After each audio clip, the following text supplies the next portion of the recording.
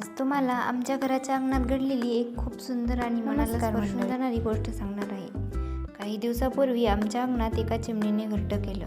थोड्या दिवसात तिने त्या घरट्यात 2 अंडी घातली. आम्ही रोज लांबूनच त्या घरट्याकडे पाहायचो. मनात एकच उत्सुकता होती, त्या अंड्यातून पिल्लं कधी बाहेर येणार. आणि एक दिवस सकाळी घरट्यातून हलकासा चिवचिवाट ऐकू आला. आम्ही हळूच पाहिलं तर त्या 2 अंड्यांमधून 2 गोंडस पिल्लं बाहेर आली होती.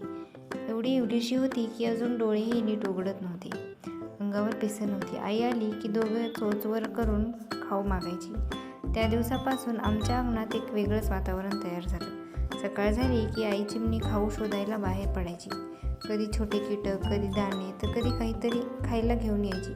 ती घरट्याजवळ आली की दोन्ही पिल्लं एकदम मोठ्याने चोचू करायची. कोणाला आधी खाऊ मिळतो हेच त्यांना महत्त्वाचं असायचं. जवळजवळ 3 आठवडे ती दोन्ही पिल्लं घरट्यातच होती. रोज त्यांच्या वाढीत थोडा थोडा बदल दिसायचा. सुरुवातीला ती फक्त पडून असायची, नंतर मान वर करायला लागली. मग त्यांच्या अंगावर बारीक पिसं यायला लागली. काही दिवसांनी पंखही दिसू लागले.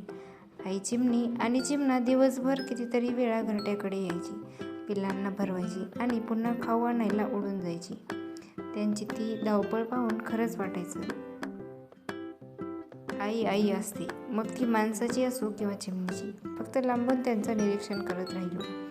रोज सकाळी उठल्यावर पहिली नजर घरट्याकडेच यायची. संध्याकाळी अंगणात बसलो की नकळत नजर त्या घरट्याकडे वळायची.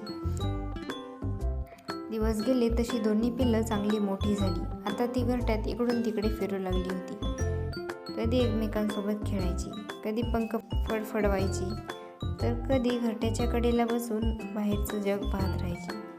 आपल्या गावाकडे एक जुनी म्हण आहे, ज्या घरात चिमणी घरटं बांधते त्या घरात सुख, शांती आणि भरभराट नांदते. ही श्रद्धा असली तरी तिच्या मागे एक सुंदर विचार दडलेला आहे. चिमणी खूप हुशार आणि सावध पक्षी आहे.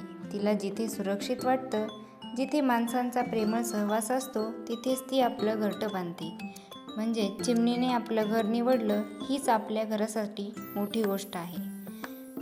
घरट्यातील ती 2 छोटी पिल्लं आईवडील दिवसभर त्यांच्यासाठी दाणे आणतात, त्यांना भरवतात, त्यांची काळजी घेतात.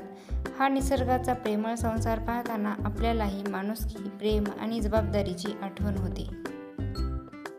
मग एक दिवस एक पिल्लू धाडस करून घरट्याबाहेर आलं. थोडंसं उडलं आणि जवळच्या अंगणात जाऊन बसलं.